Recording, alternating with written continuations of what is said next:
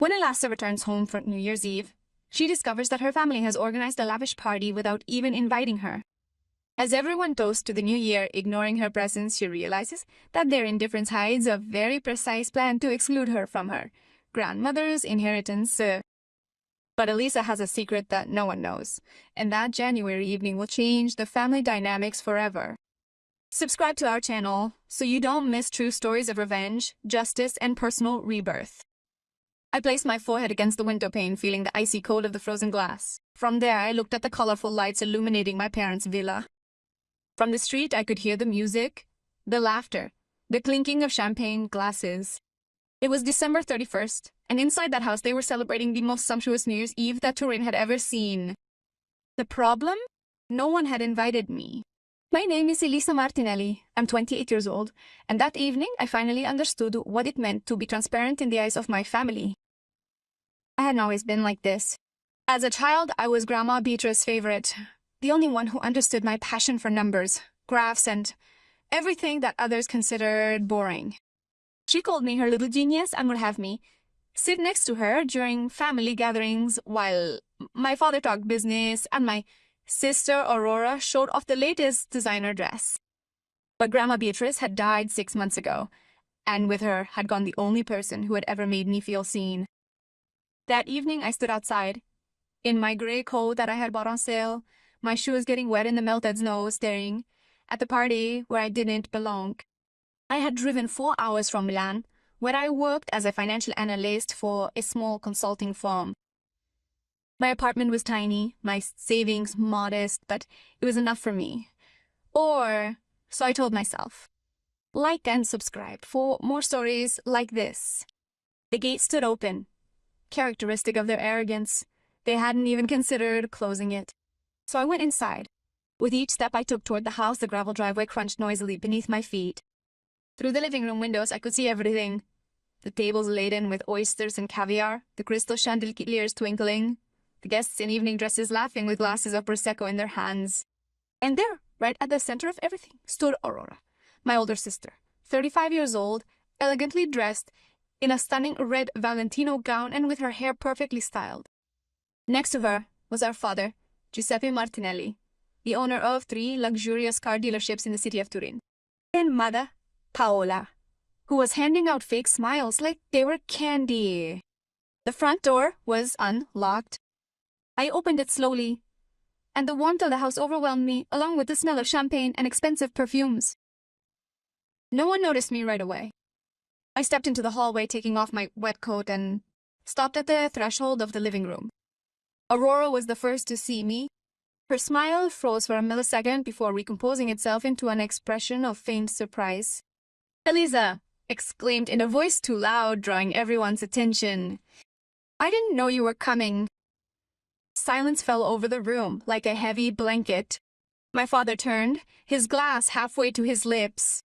Mom put a hand to her chest in a dramatic gesture. "You didn't invite me," I said in a calm voice, even though my heart was pounding. "But I'm here anyway. Honey." Mom approached with hesitant steps. There was a misunderstanding. We thought I was busy in Milan with work. On New Year's Eve, I interrupted her. "Did you think I was working on December 31st? Dad set the glass down too forcefully on the table. "Elisa, this is no time for drama. We have guests." "I see it," I replied, looking around. I recognized some of their friends, businessmen, lawyers, a few local politicians. They were all watching us with ill-concealed curiosity, as if I were an actress who had gone on stage at the wrong time. "I can also see that you've used Grandma Beatrice's china, the china she had told you to reserve specifically for those special occasions, yeah." Aurora laughed nervously. "Well, New Year's Eve is a special occasion, isn't it?" "In fact," she nodded. "So special that you didn't invite her favorite granddaughter." My father's face darkened. "Elisa, that's enough? If you want to stay, stay. Otherwise, there's the door." I remained motionless, yet I went to the table where several valuable items were laid out, including a gold watch and a box of Cuban cigars, and my gaze settled on them. Grandma Beatrice's collection of antique brooches. Those brooches that she had promised me. whispering in my ear the day before she died. "I see you've already taken possession of her things, Aurora," I said, pointing to the ruby brooch pinned to her red dress. My sister stiffened. "Grandma wanted me to have them. She made that clear." "Strange," I replied, "because she told me something very different." It was then that Dad intervened, using that authoritative voice he had employed for years to silence me. "Elisa, don't start with these stories. The will has been read. Everything has been divided according to your grandmother's wishes." "The will that was read by you," I pointed out, "the one in which, strangely enough, I don't inherit anything except books and personal effects.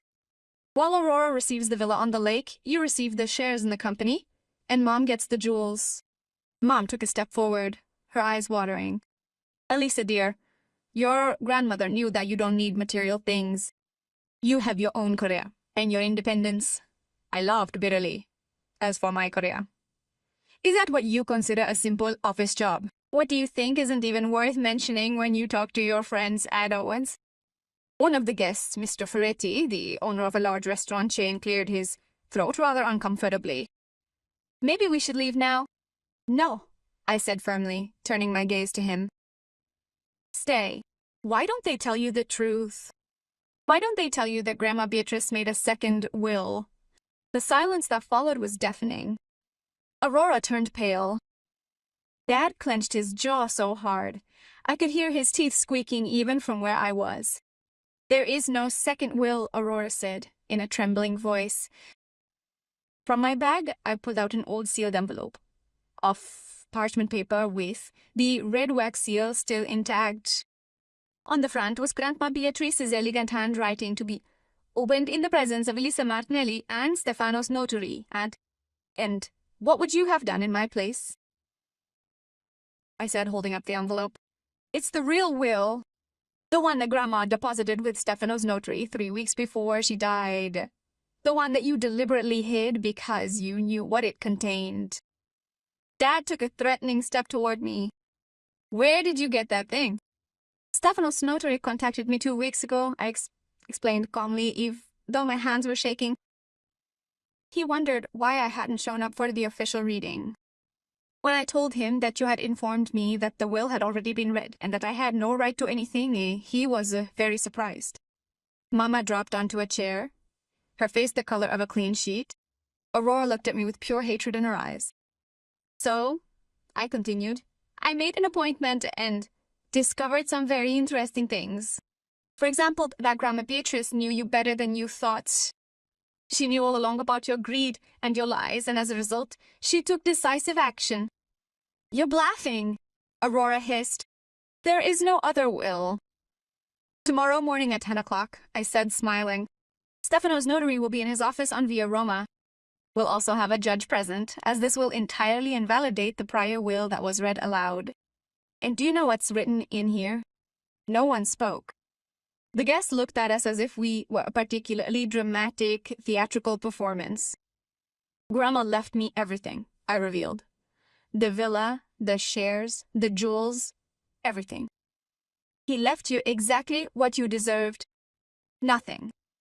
"You're a liar!" Aurora shouted, lunging at me. Dad stopped her by the arm. "If I were a liar," I said calmly, "I wouldn't be here. I'd be in Milan, living my small, insignificant life that you despise so much. Instead, I'm here because I wanted to see your faces when you found out. I wanted to see your ridiculous celebration, your arrogance, your certainty that you had excluded me forever." Mom began to cry, but they weren't real tears. They were tears of anger, of frustration. "You can't do this," Dad said in a low, threatening voice. "That property has belonged to this family for generations." "Exactly," I replied. "And I am part of this family. Or at least I was, until you decided I wasn't good enough. Until you decided that Aurora, with her 3 failed marriages and her hidden debts, deserved more than me. Until you decided that I was just a burden, an embarrassment.